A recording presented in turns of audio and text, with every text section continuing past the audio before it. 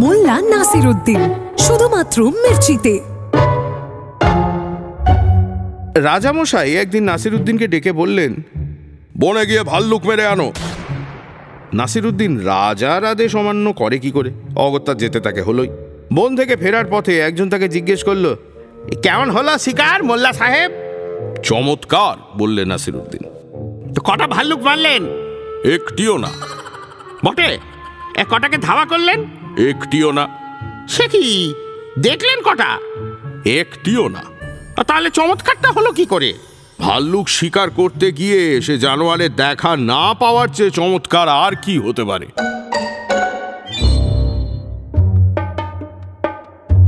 শুনছেন মোল্লা নাসিরউদ্দিন, শুধুমাত্র মির্চিতে। শুনুন নাসিরউদ্দিনের পরের কীর্তি। এক পড়শি এসেছে নাসিরউদ্দিনের কাছে এক আর্জি নিয়ে। মোল্লা সাহেব, আপনার গাধাটা যদি কিছুদিনের জন্য ধার দেন তো বড় উপকার হয়। মাফ করবেন, বললেন নাসিরউদ্দিন, ওটা আর একজনকে ধার দিয়েছি। কথাটা বলা মাত্র বাড়ির পিছন দিক থেকে গাধা ডেকে উঠে তার অস্তিত্ব জানান দিয়ে দিল। মোল্লা সাহেব, ওটা আপনার গাধারই ডাক শুনলাম না? নাসিরউদ্দিন মহা রাগে লোকটার মুখের ওপর দরজা বন্ধ করে দেওয়ার সময় বলল, আমার কথার চেয়ে আমার গাধার ডাককে যে বেশি বিশ্বাস করে তাকে কোনো মতেই গাধা ধার দেওয়া চলে না।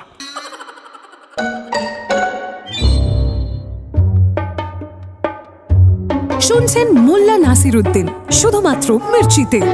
শুনুন নাসিরউদ্দিনের পরের কীর্তি। এক বেকুবের শখ হয়েছে সে পণ্ডিত হবে। সে মনে মনে ভাবলো, মোল্লার তো নামডাক আছে পণ্ডিত হিসেবে, তার কাছেই যাওয়া যাক, যদি কিছু শেখা যায়। অনেক দিন পথ পাহাড় ভেঙে উঠে সে খুঁজে পেল নাসিরউদ্দিনের বাসস্থান। ঢোকবার আগে জানলা দিয়ে দেখলো মোল্লা সাহেব ঘরের এক কোণে ধুনুচির সামনে বসে নিজের দু হাতে তেলও মুখের সামনে ধরে তাতে ফুঁ দিচ্ছে। ঘরে ঢুকে বেকুব প্রথমেই হাতে ফুঁ দেওয়ার কারণ জিজ্ঞেস করলো। ফুঁ দিয়ে হাত গরম করছিলাম, বলে নাসিরউদ্দিন চুপ করল। বেকুব ভাবলে, একটা জিনিস তো জানা গেল, আর কিছু জানা যাবে কি? কিছুক্ষণ পর নাসিরউদ্দিনের গিন্নি দুবাটি গরম দুধ এনে কর্তা আর অতিথির সামনে রাখলেন। নাসিরউদ্দিন তক্ষুনি দুধে ফুঁ দিতে শুরু করলো। এবার বেকুব সম্ভ্রমের সঙ্গে শুধল, হে গুরু, এবারে ফুঁ দেবার কারণটা কি? দুধ ঠান্ডা করা, বললেন নাসিরউদ্দিন। বেকুব বিদায় নিলেন। যে লোক বলে ফুঁ দিয়ে জিনিস গরম হয় আবার ঠান্ডাও হয়, তার কাছ থেকে জ্ঞান লাভের কোনো আশা আছে কি?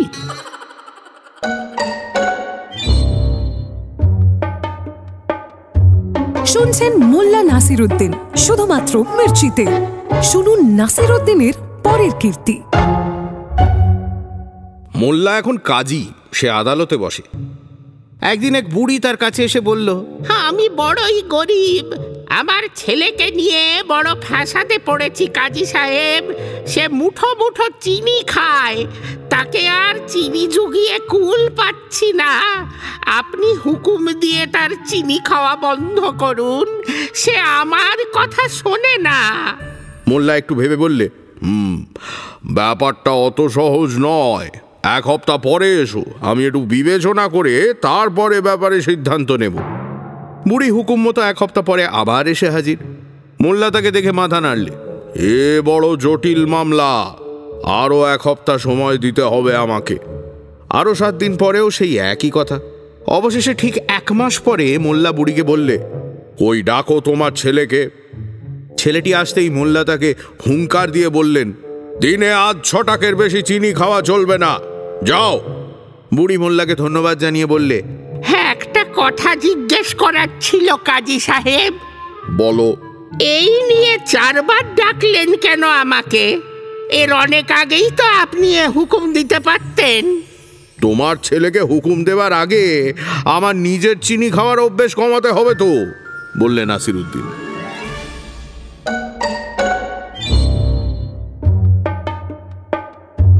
শুনছেন মোল্লা নাসিরউদ্দিন, শুধুমাত্র মির্চিতে। শুনুন নাসিরউদ্দিনের পরের কীর্তি। রাস্তার কয়েকটি ছোকরা ফন্দি করেছে তারা মোল্লা সাহেবের জুতো জোড়া হাত করবে। একটা লম্বা গাছের দিকে তাকিয়ে তারা মোল্লা সাহেবকে বললে, ওই যে গাছ দেখছেন, ওটা চড়ার সাধ্যে কারণ নেই। আমার আছে, বলে মোল্লা সাহেব জুতো জোড়া পা থেকে না খুলেই গাছটায় চড়তে শুরু করলেন। বেগতিক দেখে ছেলেরা চেঁচিয়ে উঠল, ও মোল্লা সাহেব, ওই গাছে আপনার জুতো কোনো কাজে লাগবে কি? মোল্লা সাহেব গাছের উপর থেকে জবাব দিলেন, গাছের মাথায় যে রাস্তা নেই তা কে বলতে পারে?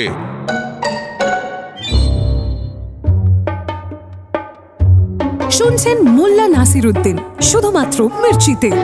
শুনুন নাসিরউদ্দিনের পরের কীর্তি।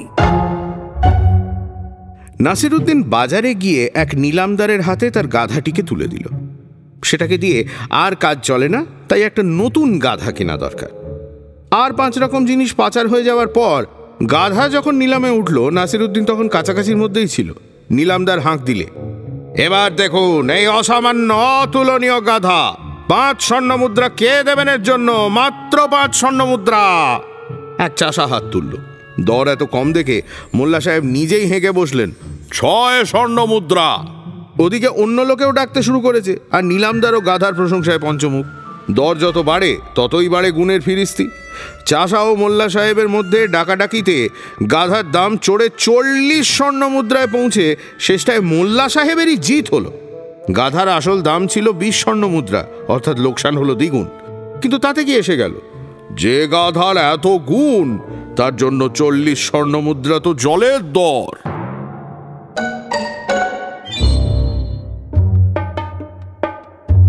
শুনছেন মোল্লা নাসিরউদ্দিন, শুধুমাত্র মির্চিতে। শুনুন নাসিরউদ্দিনের পরের কীর্তি। নাসিরউদ্দিন মৌকা বুঝে একজনের সবজির বাগানে গিয়ে হাতের সামনে যা পায় থলেতে ভরতে শুরু করেছে। এদিকে মালিক এসে পড়েছেন। কাণ্ড দেখে তিনি হন্তদন্ত হয়ে নাসিরউদ্দিনের দিকে ছুটে এসে বললেন, ব্যাপারটা কি? নাসিরউদ্দিন বললে, ঝড়ে উড়িয়ে এনে ফেলেছে আমায় এখানে। আর খেতে সবজিগুলো উপড়ে ফেললে কে? ওড়ার পথে ওগুলিকে খামচে ধরে তবেই তো রক্ষা পেলাম। আর সবজিগুলো থলের মধ্যে গেল কি করে? সেই প্রশ্নই তো আমাকেও চিন্তায় ফেলেছিল। এমন সময় আপনি সামনে এসে পড়লেন।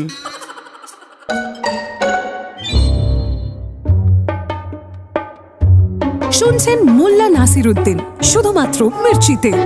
শুনুন নাসিরউদ্দিনের পরের কীর্তি। মোল্লাগিন্নি মাঝরাত্রিরে নাসিরউদ্দিনের ঘুম ভাঙিয়ে বললেন, ব্যাপার কি? উমা, চশমা পরে ঘুমাচ্ছ কেন? মোল্লার নতুন চশমা হয়েছে। খাপ্পা হয়ে বললেন, চোখে চালসে পড়েছে, চশমা ছাড়া স্বপ্ন দেখব কি করে?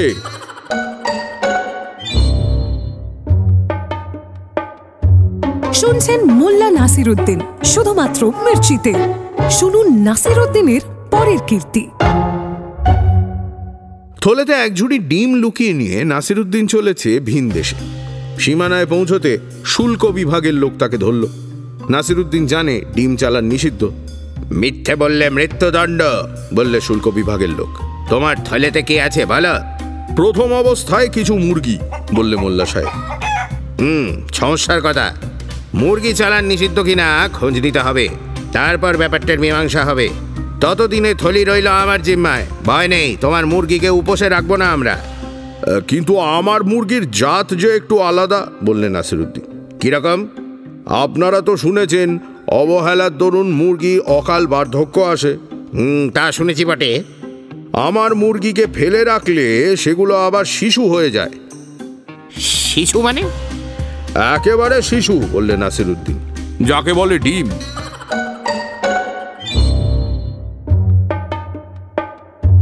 শুনছেন মোল্লা নাসিরউদ্দিন, শুধুমাত্র মির্চিতে। শুনুন নাসিরউদ্দিনের পরের কীর্তি। মোল্লা মসজিদে গিয়ে বসেছে। তার জোব্বাটা কিঞ্চিত খাটো দেখে তার পিছনের লোক সেটাকে টেনে খানিকটা নামিয়ে দিল। মোল্লা তৎক্ষণাৎ তার সামনের লোকের জোব্বাটা ধরে নিচের দিকে দিল এক টান। তাতে লোকটি পিছনে ফিরে চোখ রাঙিয়ে বলল, এটা কি হচ্ছে? মোল্লা বললে, এ প্রশ্নের জবাব দিতে পারে আমার পিছনের লোক।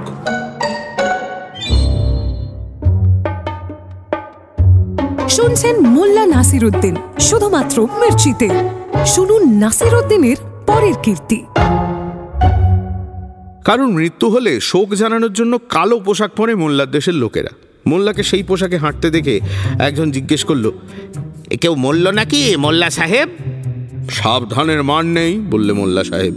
কোথায় কখন কে মরছে তা কি কেউ বলতে পারে?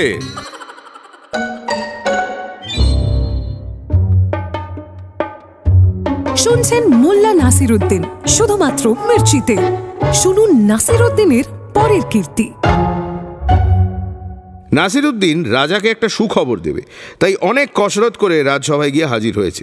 রাজা খবর শুনে খুশি হয়ে বললেন, কি বকশিস চাও বলো? 50 ঘা চাবুক, বললেন নাসিরউদ্দিন। রাজা অবাক, তবে নাসিরউদ্দিন যে মস্করা করছে না সেটা তার মুখ দেখেই বোঝা যায়। হুকুম হলো 50 ঘা চাবুকের। 25 ঘায়ের পর নাসিরউদ্দিন বললে, থামো। চাবুক থামলো। বাকি 25 ঘা পাবে আমার অংশীদার, বললেন নাসিরউদ্দিন। রাজপেয়াদা আমার সঙ্গে করার করেছিল, সুখবর পেয়ে রাজা বকশিস দিলে তার অর্ধেক তাকে দিতে হবে।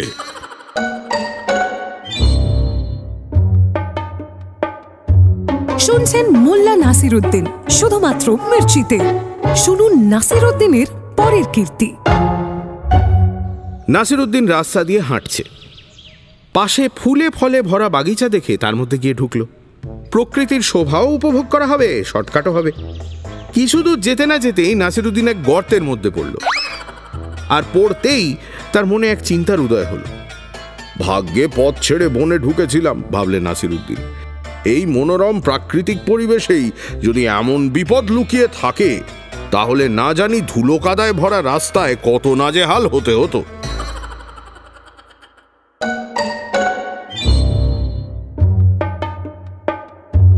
শুনছেন মোল্লা নাসিরউদ্দিন, শুধুমাত্র মির্চিতে। শুনুন নাসিরউদ্দিনের পরের কীর্তি। মোল্লাগিন্নি একটা শব্দ পেয়ে ছুটে গেছে তার স্বামীর ঘরে। কি হলো? কিসের শব্দ? আমার জোব্বাটা মাটিতে পড়ে গেছিল, বললে মোল্লা সাহেব। তাতেই এত শব্দ? আমি ছিলাম জোব্বার ভেতরে।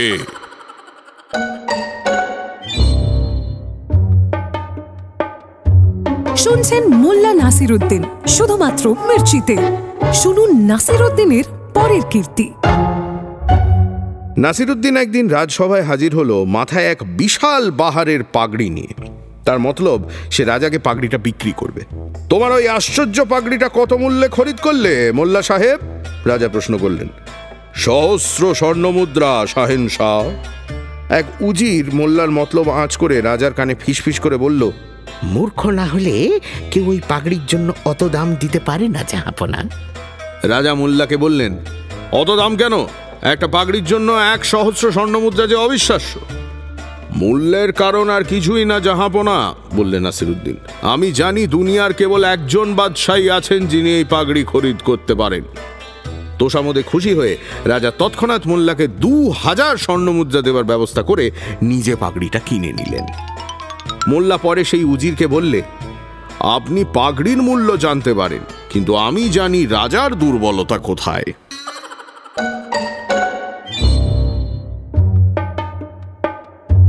শুনছেন মোল্লা নাসিরউদ্দিন, শুধুমাত্র মির্চিতে। শুনুন নাসিরউদ্দিনের পরের কীর্তি। বাগদাদের খালিফের প্রাসাদে ভোজ হবে। 3000 হোমরা চোমরার নেমন্তন্ন হয়েছে। ঘটনাচক্রে নাসিরউদ্দিনও সেই দলে পড়ে গেছে। খালিফের বাড়িতে ভোজ, চারটিখানি কথা নয়। অতিথি সৎকারে খালিফের জুড়ি দুনিয়ায় নেই। তেমনি তার বাবুর্চিটিও একটি প্রবাদ পুরুষ। তার রান্না যেমনি স্বাদ, তেমনি গন্ধ, তেমনি চেহারা। সব খাদ্যের শেষে বিরাট পাত্রে এলো একটি আস্ত ময়ূর। দেখে মনে হবে ময়ূর বুঝি জ্যান্ত, যদিও আসলে সেগুলো রোস্ট করা। ডানা, ঠোঁট, পুচ্ছ সবই আছে, আর সবকিছুই তৈরি রং বেরঙের উপাদেয় খাদ্যদ্রব্য দিয়ে। নিমন্ত্রিতেরা মুগ্ধ বিস্ময়ে চেয়ে আছে রন্ধন শিল্পের এই অপূর্ব নিদর্শনের দিকে। কেউই যেন খাবার কথা ভাবছে না। নাসিরউদ্দিনের খিদে এখনো মেটেনি। সে কিছুক্ষণ ব্যাপার স্যাপার দেখে আর থাকতে না পেরে বলে উঠল, এই বিচিত্র প্রাণীটি আমাদের ভক্ষণ করার আগে আমাদেরই এটিকে ভক্ষণ করা বুদ্ধিমানের কাজ হবে নাকি?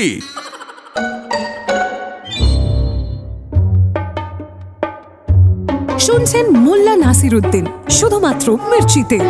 শুনুন নাসিরউদ্দিনের পরের কীর্তি। নাসিরউদ্দিন একটি সরাইখানার তত্ত্বাবধায়কের কাজে বহাল হয়েছে। একদিন সেখানে স্বয়ং সম্রাট সদলবলে এসে হাজির। তিনি ডিম ভাজা খাবেন। খাওয়া শেষ করে শাহেনশাহ নাসিরউদ্দিনকে বললেন, এবার শিকারে যাব, বলো কত দিতে হবে তোমায়? জাহাপনা, বললেন নাসিরউদ্দিন, ডিম ভাজার জন্য লাগবে 1,000 স্বর্ণমুদ্রা। সম্রাটের চোখ কপালে উঠল। ডিম কি এখানে এতই দুষ্প্রাপ্য? তিনি জিজ্ঞেস করলেন। আজ্ঞে না জাহাপনা, বললেন নাসিরুদ্দিন, ডিম দুষ্প্রাপ্য নয়, দুষ্প্রাপ্য সম্রাটের মতো খদ্দের।